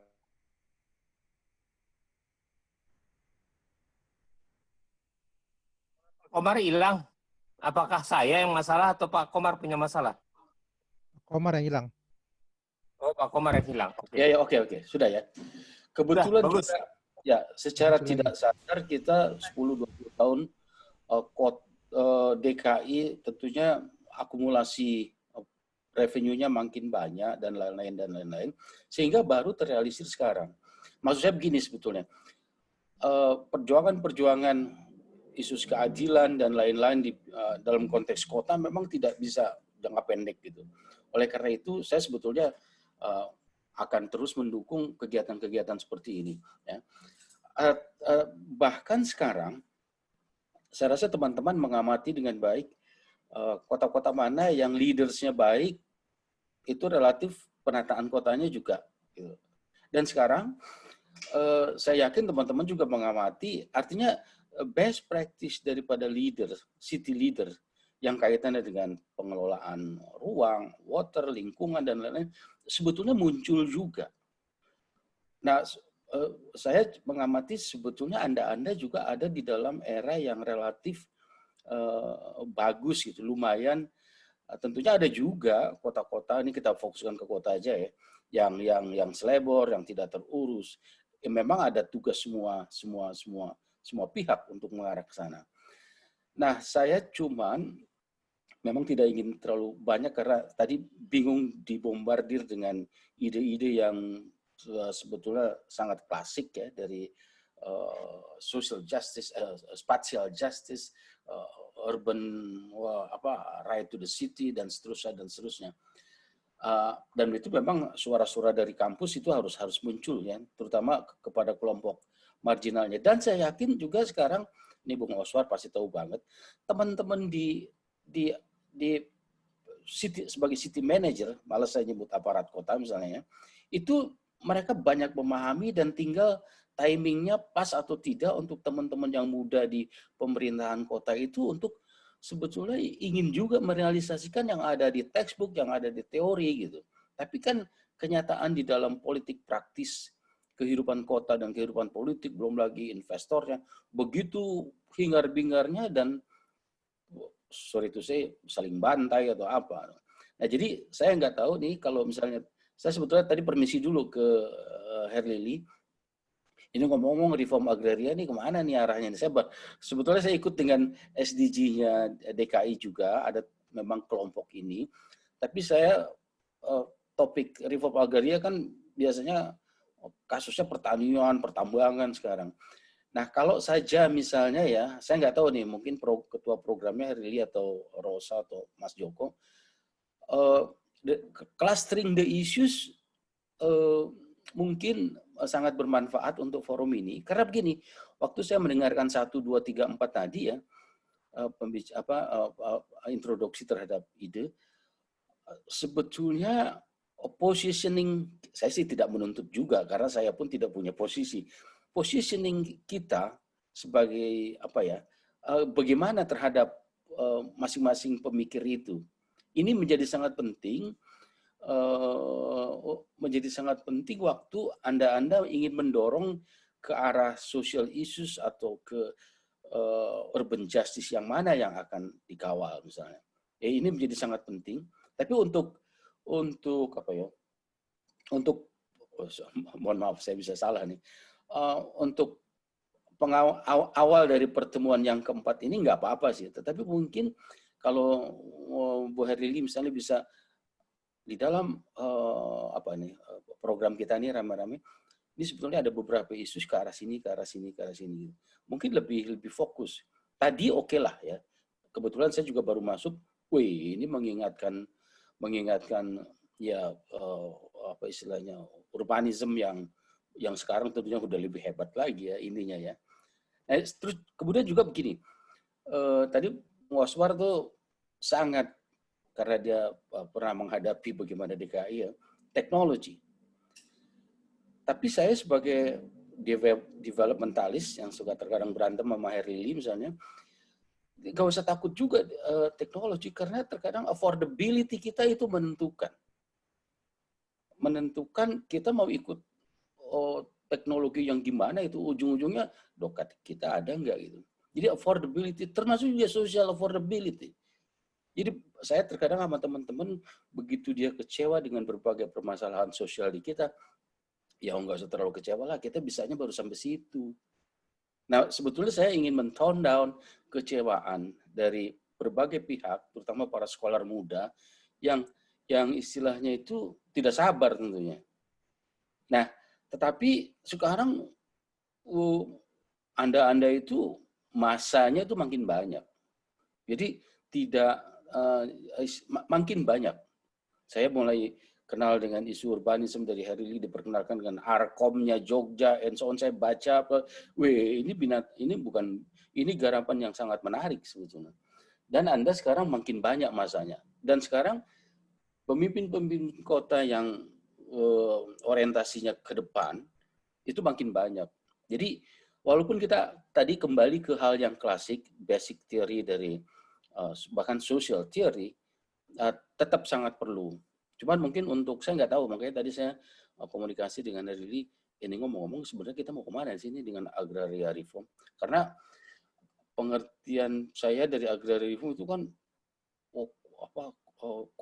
konteks pertanahan yang ya sebagaimana layaknya isu-isu Indonesia lainnya lah. Mohon maaf saya terlalu banyak, mungkin itu dulu deh, makasih. Pak Komara, makasih ya. Jadi ini sebenarnya spesifik, Pak. Pertama-tama kita punya tugas bagaimana menyelamatkan kampung kota. Ya, dimulai dengan 21 kampung plus Bukit Duri. Ini ada di peraturan gubernur mengenai bagaimana penataan kampung. Kemudian ketika kita pelajari, kita diminta menyusun suatu naskah akademik pada masing-masing, dan kita mulai dengan 6 kampung dulu. Akuariumnya salah satu. Tongkol, Lodan, Kerapu yang lain. Kemudian ada Walang, ya, dan kemudian Bukit Duri di situ juga. Nah sekarang ada Kunir satu lagi. Nah sekarang kita mau mempelajari isu-isu yang berkaitan dengan keadilan, bagaimana cara membangun suatu kebijakan pemerintah mengenai khususnya di bidang pertanahan yang menjadi basis bagi permukiman. Nah, ini dia. Kita masuk ke dalam suatu kegiatan panen akademik. Jadi kita mau panen dari berbagai macam naskah yang dipilihkan. Nah, ini baru pada naskah tentang spatial justice yang baru kita bicarakan. Jadi nanti setelah ini ada masih 8 topik lagi yang akan dibicarakan, tetapi intinya kita mau panen supaya nanti naskah akademik itu punya satu perspektif teoritik yang tadi dikatakan Pak Komara, memang punya posisi terhadap berbagai macam teori yang kita pelajari itu. Itu aja dulu keterangan tambahan mengenai kedudukan kita sekarang ini. Saya mau persilakan dulu pada teman-teman yang lain, terutama pertanyaan yang sekarang saatnya saya kira untuk mendapatkan. Kalau Rosa bilang berkali-kali mengenai panen, jadi manfaat apa yang kita dapatkan dari mempelajari naskah-naskah ini untuk kita pakai sebagai prinsip-prinsip ataupun berbagai macam rujukan untuk membuat kita pegang, ya, punya pegangan dalam membuat berbagai macam butir di dalam naskah akademik yang akan datang. Saya persilakan. Siapa yang mau panen? Lili mungkin bisa lihat ada manfaat apa dari setelah teman-teman yang lain menganotasi dan membaca serta menyampaikan pandangannya. Aku sambungannya nggak terlalu bagus, nanti aku bisa tiba-tiba hilang. Tadi aku nggak sempat dengar, ada saat yang aku hilang. Sorry ya. Oke. Saya persilakan yang lain. Rosa mungkin? Ada Gugun, Mas Gugun nih kayaknya. Udah ngomong ya tadi? Sudah. Mungkin dari penulis anotasi. Saya mungkin sumbang sedikit. Ya. Kalau memang teman-teman di sini dengan 6 kampung tadi ya, jadi kelompok. Mohon maaf saya kalau nggak benar statementnya. masyarakat yang relatively marginal ke bawah, tetapi dia menghadapi masalah dengan pertanahan, ya kenapa kita nggak giring saja untuk membuat itu menjadi success story dengan tentunya bagaimana di tempat-tempat lain, lagi-lagi mohon maaf nih saya, best practice daripada melindungi terhadap kelompok-kelompok marginal di kota, yang juga ini sejalan sebetulnya kita bisa ledek itu bekas teman-temannya Pak Oswar di DKI. Kan yuk masuk ke dalam UN Habitat, ada SDG.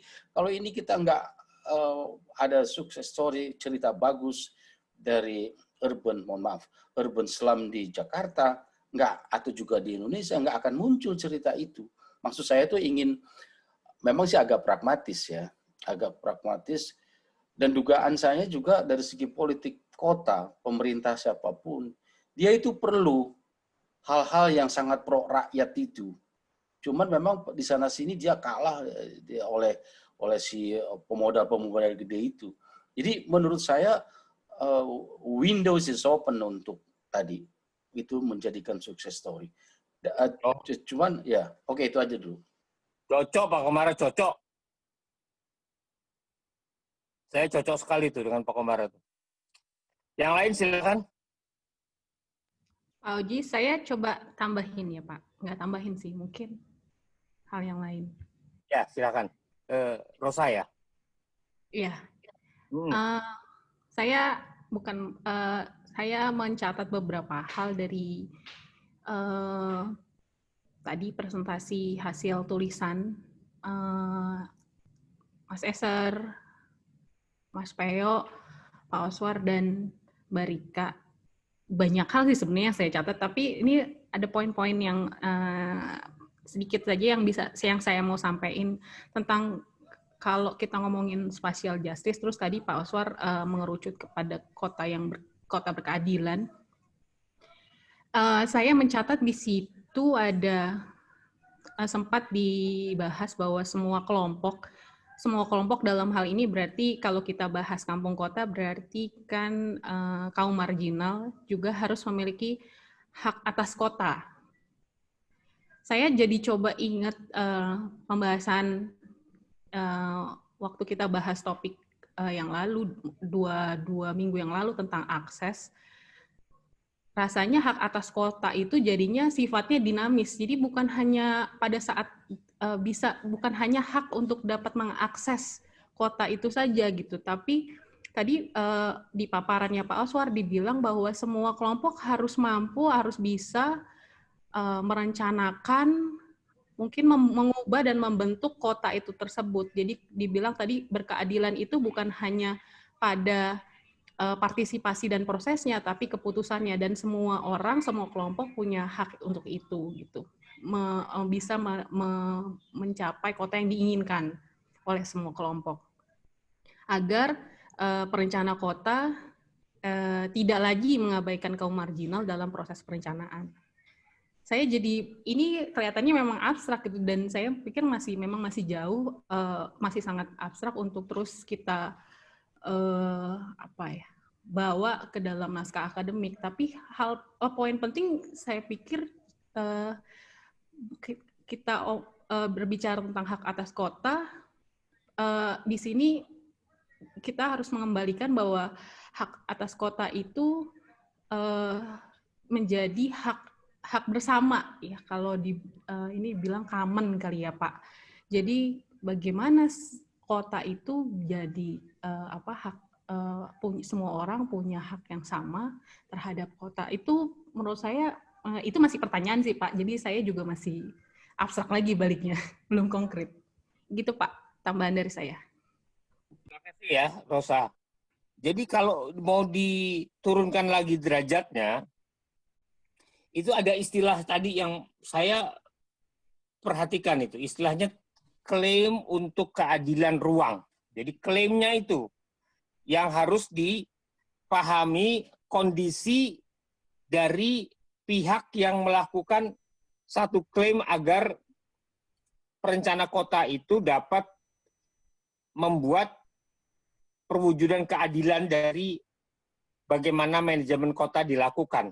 Nah, sekarang klaim-klaim untuk keadilan kota ini sangat berhubungan tadi yang dimintakan oleh Pak Komara ini. Jadi karena ini kita nih konkret Pak Komara, berhadapan dengan satu tuntutan konkret golongan orang yang tadinya berada di dalam posisi yang marginal ataupun bahkan sampai kepada tingkat tergusur gitu. Nah, sekarang bagaimana caranya kita membuat satu contoh-contoh terbaik sehingga di dalam Kota Jakarta terdapat contoh di mana mereka bukan sekedar selamat, tetapi kampungnya dapat menjadi kampung yang dicontoh, dirujuk untuk bagaimana perbaikan permukiman di berbagai macam lanskap kota yang lain. Nah, jadi intinya kita ingin seperti tadi diungkap Rosa, memang ada basis-basis konseptual yang abstrak, tetapi kalau kita masuk ke dalam klaim untuk keadilan ruang, nah ini kita akan lebih turun ke tingkat yang lebih bawah lagi untuk memeriksa bagaimana klaim itu terbentuk begitu. Karena reforma agraria Kota Jakarta ini itu terbentuk juga disebabkan bukan semata-mata dari kebijakan pemerintahan DKI, tetapi karena sebelumnya terdapat presiden-presiden atau asal mula dari gerakan sosial yang nampaknya mempengaruhi cara bagaimana pemerintahan dipimpin pada waktu pemilu yang lalu dan kemudian cara kerja sekarang pada tingkat pemerintahan kota untuk memberi contoh bagaimana perlindungan dan lebih daripada perlindungan terhadap mereka yang miskin, tetapi juga pada mereka yang tadinya tergusur sampai kepada sekarang permukimannya sendiri bisa menjadi rujukan contoh di tempat yang lain, seperti Pak Komara harapkan. Saya persilakan yang lain untuk mengambil pelajaran penting. Kita sekarang ada di jam 10 menit lagi untuk sampai pada jam 9. Mangga, silakan. Saya izin, Pak. Halo. Mangga. Ya, saya izin untuk menambahkan dari bacaan saya dari Soha ya, Pak. Itu bagian bagaimana kita mencoba mendekatkan yang abstrak dan ya, halo Pak. Mangga, silakan. Ya, saya coba untuk panen apa yang saya bisa mungkin kalau istilah Pak Oji waktu itu memamah ya Pak ya. Saya coba untuk cerna lah, baik dari diskusi yang seru ini maupun dari bacaan saya pribadi, dari naskah dan jurnal, lalu kemudian saya coba lihat lagi. Saya jadi baca lagi Henry Lafave sih, itu bacaan lama juga. Ya, tadi kalau Pak memang pasti kalau di Eropa kan diskusinya pasti tarik ulur antara liberal, neoliberal, sosialis, komunis, dan kapitalis. Pasti dialektikanya akan berkutat di filsafat critical thinking lah. Tadi Pak Oji kan juga sempat singgung. Saya pikir itu mungkin pertanyaan Pak Oji ingin memahami bagaimana planner, kemudian mungkin arsitek memandang kota lalu merancang. Memang saya pribadi berdasarkan juga pengalaman dan pengetahuan yang saya punya, memang kita sih sederhananya memang kita bekerja dengan melihat apa yang konkret, Pak. Wacana itu mungkin akan mewarnai pekerjaan yang konkret tersebut. Nah, namun demikian saya coba lari ke naskah saja, yaitu dari si Edward W. Soha, bahwa kita jangan terjebak pada term justice itu sebagai bentuk alternatif, kalau dia bilang alternatif dari sebuah wujud kebebasan yang terlalu berlebihan atau overtones. Tapi seharusnya bicara tentang kesetaraan. Saya coba menerjemahkan maksud kesetaraan di sini ialah kota dan orang-orang di dalamnya. Dari tadi kan kita selalu melekatkan kata-kata social justice itu kepada yang termarginalisasi, terpinggirkan, lalu kemudian kita bicara juga beberapa waktu sebelumnya kita bicara tentang tersingkirnya orang-orang makin jauh dari pusat atau akses pada kotanya. saya menilai bahwa Edward Sager juga tampaknya ingin memberitahu, mungkin tidak secara eksplisit tapi implisit, bahwa justice di sini juga bicara tentang bagaimana terpenuhinya kewajiban-kewajiban, tidak cuma sekedar tentang hak atau berusaha keras untuk merasa bahwa ada hak yang harus dipenuhi supaya tercapai spatial justice tadi. Itu sih kalau dari cara bukan panen ya, karena ini udah mau closing ya, itu yang saya dapatkan sih dari bacaan dan tema pada hari ini. Terima kasih Pak Oji. Cakep Peter, terima kasih. Silakan teman yang lain untuk mengambil butir-butir pelajarannya. Pak Oji, Pak Ya. Oji, iya benar. Ya, betul, saya masih Oji namanya. Iya Pak, maaf lupa. Karena waktunya tinggal 4 menit lagi, mungkin kalau tanggapan yang lainnya, ada peserta yang mau menanggapi, bisa nanti di email. Tapi waktunya untuk Pak Oji bisa closing statement, Pak, biar kita menutup pertemuan hari ini, karena waktunya sudah mau habis. Oke, saya persilakan dulu bagi yang masih ada, kalau mau menyampaikan kesimpulan pelajaran yang dipetik dari teman-teman yang lain. Setelah itu saya akan closing statement. Tidak ada? Baik, kalau tidak ada begini, yang saya mau ambil butirnya. Pertama, isu keadilan ruang itu sebenarnya bentuk yang kontemporer dari masalah tua. Jadi setiap konstitusi dari negara-negara yang pasca kolonial selalu dia punya kandungan keadilan sosial. Indonesia sendiri mencantumkan, kalau kita baca pembukaan Undang-Undang Dasar itu kan cita-cita ya, mengapa dibentuknya negara ini karena ingin mencapai keadilan sosial itu.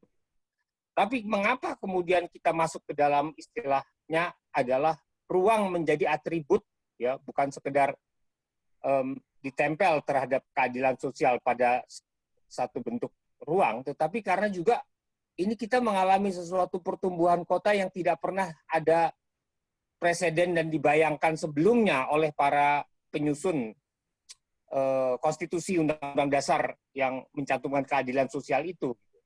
Jadi kota ini adalah fenomena yang tidak terbayangkan tersebelumnya. Kita bahkan mengalami satu fenomena megacities yang demikian rupa, bahkan ini interkoneksi antara kota-kota menjadi global cities. Dan di mana ada lapisan masyarakat miskin yang hidup di kota tanpa kepastian penguasaan tanah, dalam jumlah dan kualitas permukiman yang luar biasa senjangnya dengan kualitas permukiman yang sudah demikian bagus, elit, dan dihuni oleh elit kelas yang atas gitu. Nah, ini menyebabkan pertanyaan mengenai apa arti ruang begitu di dalam geografi. Jadi sebelumnya dianggap hanya masalah sosial, masalah keadilan dari para elit yang punya kelas sosial terprivilege gitu dengan kelas sosial yang bawah yang lebih besar lagi gitu. Karena itu ini ada kaitannya juga masalah bagaimana kemudian kota yang sangat tumbuh sangat cepat dan senjang ini kemudian mendapatkan satu cara kerja modalitas baru gitu ya, prinsip-prinsip baru yang menjadi modalitas kerja dari perencana kota. Nah, makanya kemudian saya sangat menghargai pilihan spesifik mengenai spatial justice ya sebagai satu konsep yang pada gilirannya mempertanyakan mengenai peran dari planner kota ini, pembuat kebijakan kota, bahkan kemudian membuat menjadi satu rujukan buat para pelaku ya mengatur partisipasi masyarakat, terutama masyarakat miskin yang tergusur atau tersingkir ataupun tidak mampu memperoleh akses melalui praktek-praktek yang sebelumnya. Nah, jadi tadi kita sudah belajar naskah-naskah, yang penting bagaimana pelajarannya, yang penting adalah membuat mekanisme partisipasi dari berbagai macam pihak sehingga isunya itu adalah isu tentang kesetaraan. Ya, maka itu berbagai macam kompetisi, itu yang tadi Pak Oswar benar-benar bagus di dalam membuat review terhadap naskahnya yang mengkompetisikan antara nilai-nilai demokrasi, keragaman, dan satu lagi adalah mengenai keadilan. Yang titik temunya sebenarnya dari macam-macam itu Itu yang tadi saya ambil sebagai satu prinsip dari pengelola kota, ya, manajer kota, itu tentang kesetaraan itu. Rosa, ada catatan terakhir lagi yang saya penting itu adalah bagaimana caranya ini diambil sebagai pelajaran untuk pembuatan naskah akademik kita terhadap 21 kampung itu. Ini ada sifat yang penting yang tadi disampaikan oleh Gugun itu, ya, sifat dari afirmasi dari kebijakan dan pengelolaan kota. Nah, ketika golongan-golongan yang tadinya tersingkir masuk menjadi suatu pencipta klaim keadilan, maka ada satu afirmasi terhadap posisi mereka. Jadi kesetaraan ketika situasinya tidak setara, maka ada satu keperluan untuk mendahulukan mereka yang terbelakang atau mendahulukan mereka yang selama ini tidak kelihatan menjadi kelihatan terlebih dahulu. Dan itu seperti di dalam teori tentang keadilan sosial, cara mewujudkannya itu melalui selain afirmasi ada representasi, ya, yang penting untuk mereka dapatkan, yang ini menjadi jaminan bagi partisipasi yang bisa mereka pelajari dari waktu ke waktu. Rosa, itu saja yang saya tutup kalimat yang saya sampaikan. Saya persilakan kembali kepada Rosa sebagai moderator di awal. Ya. Bang Oji, boleh nanya nggak supaya jelas saya? Ya. Saya boleh nanya? Ya, ya. Boleh. Tadi disebut afirmasi. Afirmasi itu sebenarnya apa sih, Bang Oji?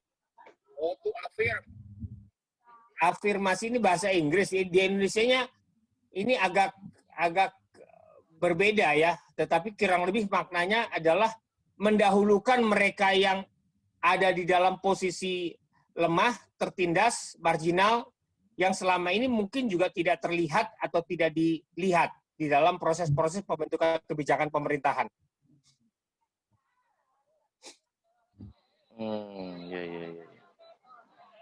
Iya. Oke. Terima kasih. Oke. Rosa, kembali kepada kamu. Oke, terima kasih Pak Oji untuk closing statement-nya. Terima kasih kepada para peserta untuk diskusi hari ini.